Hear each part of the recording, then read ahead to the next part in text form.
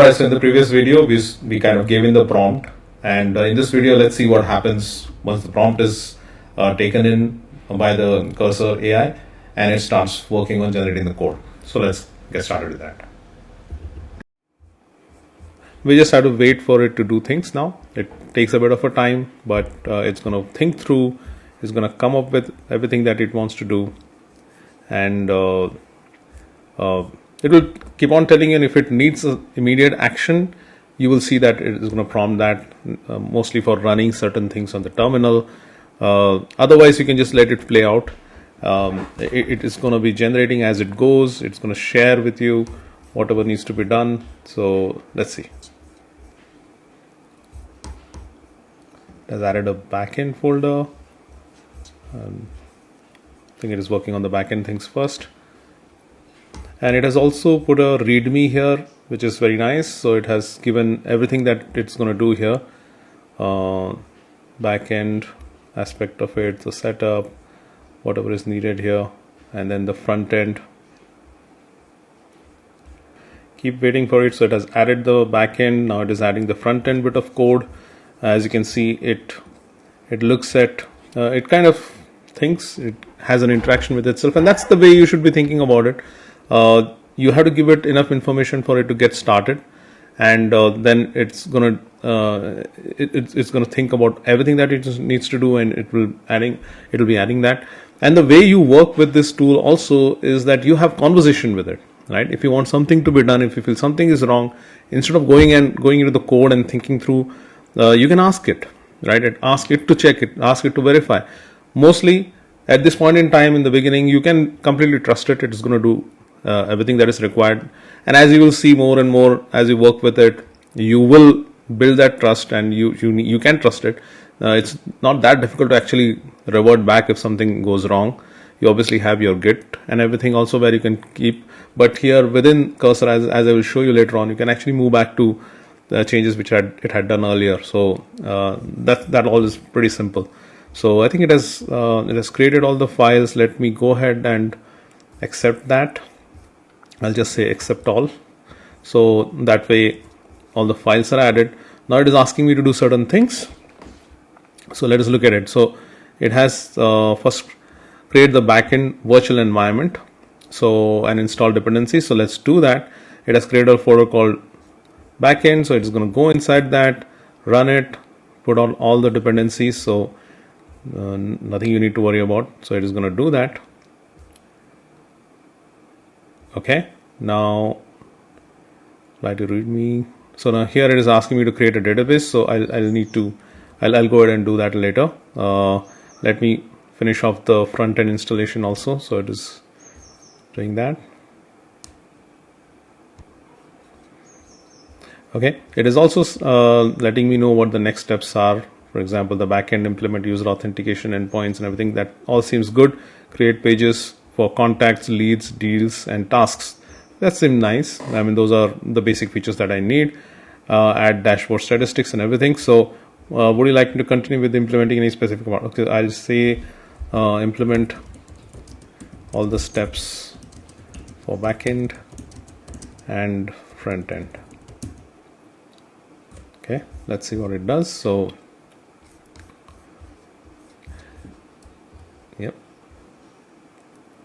So it is starting with the models, the CRM, SQL Alchemy. It knows that those are the good practices, so it's going to do that. It will create all the models and the necessary files. So we can just sit back and let it do its things. So it has generated quite a few things. So it's still going at it. As you can see that it is default. Yeah. All right, so there seems to be some sort of a limit. We default stop the agent after 25 tool calls. So okay, let me go ahead and accept it. I guess that is what it needs, and then for the agent to continue manually. So I'll ask it to let me know what steps are remaining.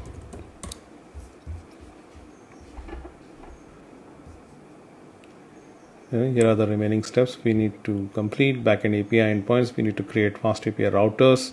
So there are a bunch of things that it needs to do. Let's start with the backend API. I'll create the necessary router file. So it's going ahead and doing that. So it's working on adding the remaining models, making the necessary changes on all the endpoints and adding the router.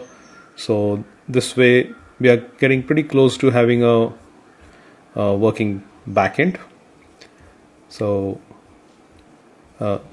once this is done, then I'm sure it will start working on the front end part.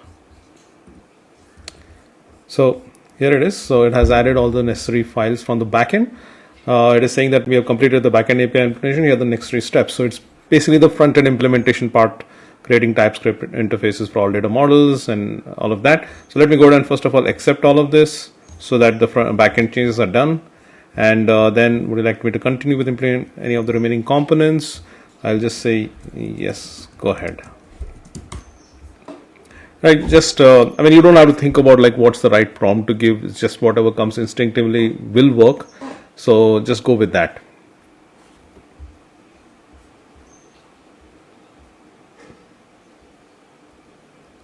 So it's adding the API service layer on the front end side. So it is making sure that it follows all the good coding standards. So you don't have to worry about that.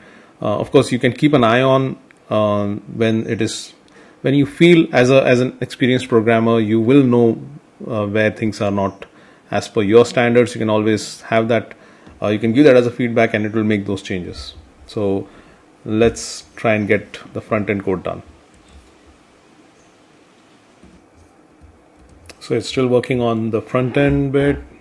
It's making sure that it's following the proper structure, and quite a bit of code has already been added. It has added the buttons and basic components, so it's making sure that it is trying to create reusable stuff.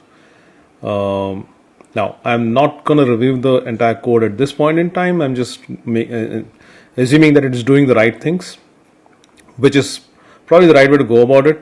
Let it kind of build the code, and then we'll see, right, whether certain things work or not work. In a way, I mean, you since AI is going to maintain the code, you can actually be a bit relaxed that okay, even if a lot of code is generated, you can make use of AI to actually add more features to it, make bug fixes. But more or less, from what I'm seeing, it is actually generating very standard code, so you don't really need to worry about it. It's kind of an infrastructure code. It's not necessarily your business logic that you want to be paying very close attention to. Since these are all the core infrastructural stuff, you can assume that it is all fine. When it comes to implementing a certain feature, certain business logic, obviously we'll take a look at it at that point in time. But so far, we can just go with whatever it is generating. So it has done quite a lot of things. I think it has done it. So now that we have created the basic components, let's summarize what we have done. So it has created the backend, front end implementation, create page components and stuff, backend configuration, testing, documentation. So it's giving all the things that we need to do next. So far, I'm quite okay with it. So I'll go ahead and accept everything. And would like me to continue? I'll just say yes. Go ahead.